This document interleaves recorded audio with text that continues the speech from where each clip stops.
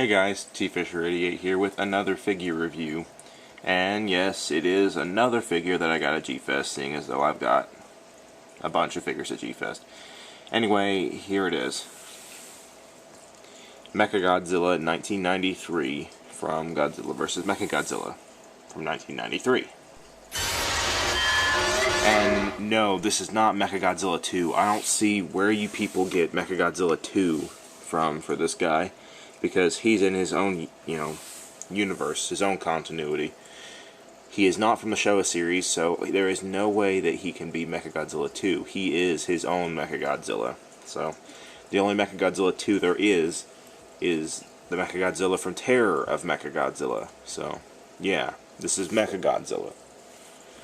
So yeah, anyway, this is the 2001 movie monster series Mechagodzilla by Bandai. But it's got the seal of the 50th anniversary when Godzilla Final Wars was released, so I guess they reissued the figure then. Not entirely sure. It might have been that they were just manufacturing these figures still and they just slapped the sticker on. But whatever. We'll take a look at the tag really quick. Here's the front of the tag, a really nice shot of Mechagodzilla from the film. Movie monster series, Mechagodzilla. So yeah, pretty nice picture on the tag, which looks good. Open it up. Numbers and stuff on this side. The other side gives you some stats. 120 meters. And the picture inside is a black and white shot of the picture on the front.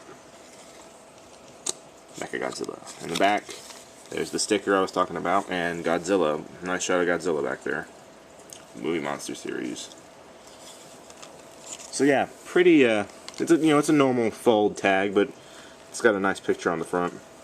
Anyway, for articulation, Mechagodzilla has 4 points.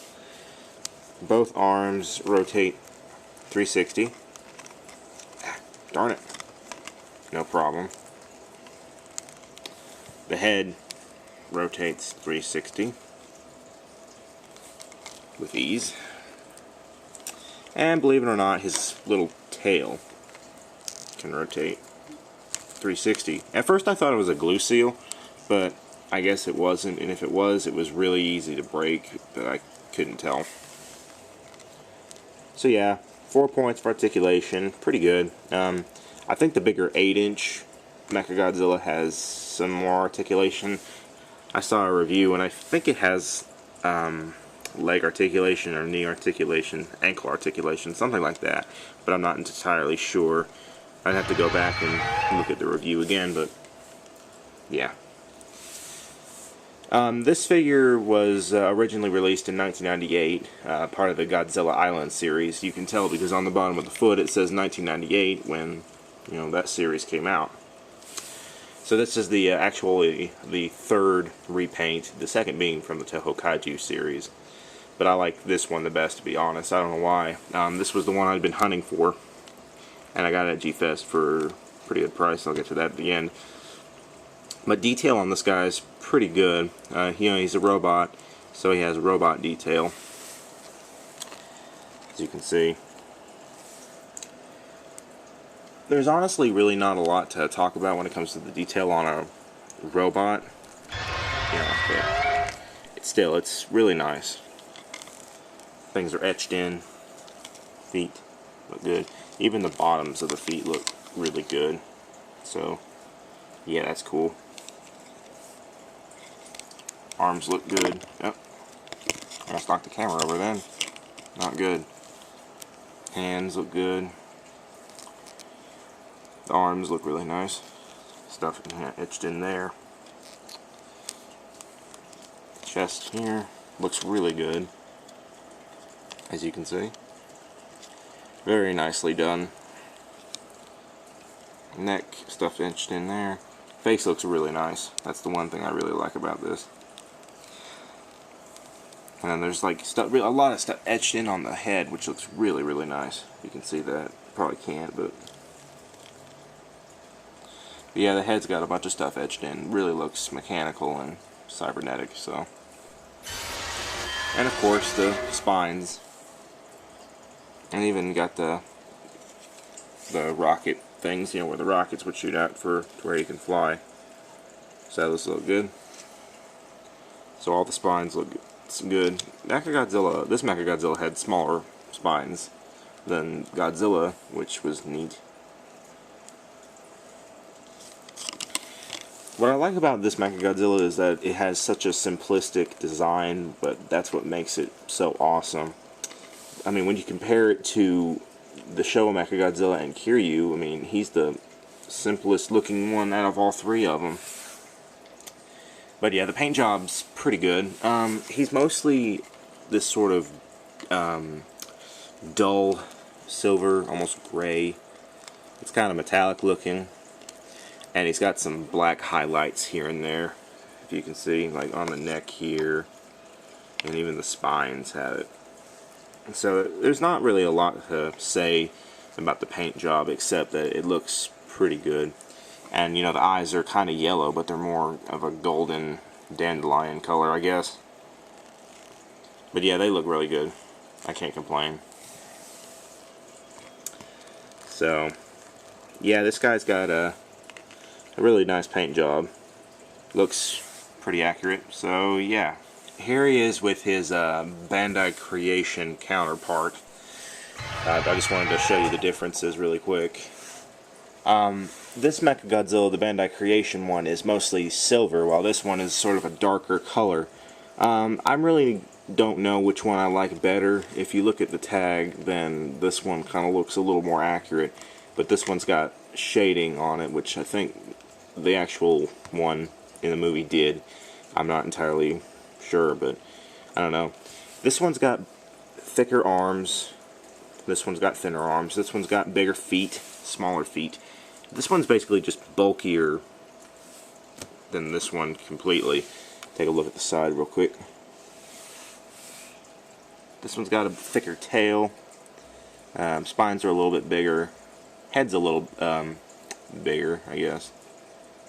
His face is more into his head, and his snout's a little longer than this one. But yeah, I just wanted to give you just a real quick comparison between the two. And now to scale Mechagodzilla up with some other figures. Here's Mechagodzilla with the Godzilla that he was featured with, the 1993 Godzilla. And as you can see, this actually works really nicely. Godzilla was 100 meters and Mechagodzilla was 120 meters. And Mechagodzilla is taller than Godzilla, like this. So yeah, this looks really accurate and really nice. I cannot complain about this because it looks entirely accurate to me. So scaling with Godzilla works out pretty nicely. Here we have Fire Rodan. Yeah, I think Fire Rodan was a whole lot smaller. Let me look at the tag. 70 meters. I think is what it, yeah, 70 meters. Actually, yeah, this might be accurate. I think Mechagodzilla might need to be a bit bigger, maybe like that, but no. Since Rodan, it says, is 70 meters, this looks pretty good. So yeah, can't really complain a whole lot, but it looks good. So yeah. All in all, Mechagodzilla is a pretty good figure. He's got only 4 points, which is kind of average, you know, 4 points of articulation. I wish he would have had more because this figure is really cool. Detail's pretty good. You know, he's got some really nice stuff, like the etchings and the head. But he's a robot, so you can't really expect too much detail. And the paint job's pretty good. I kind of like the paint job, you know, the whole silver thing on this fool here a little bit more. But no, this one looks really cool. I don't know, I think I might like this one better, but whatever. And yeah, and he scales up pretty nicely with other Heisei, you know, figures. You know, Godzilla and Fire Rodan, yeah, those work. And if you want to get this guy, you might pay $20 to $40. He's become increasingly rare over the years. I've seen the Godzilla Island figure pop up on eBay more often than this one, and I haven't really seen the Toho Kaiju series one at all, maybe only a few times, but I wanted to go with this one because I thought it looked the best. There's not really a difference except for the paint jobs, but now this one It's really nice.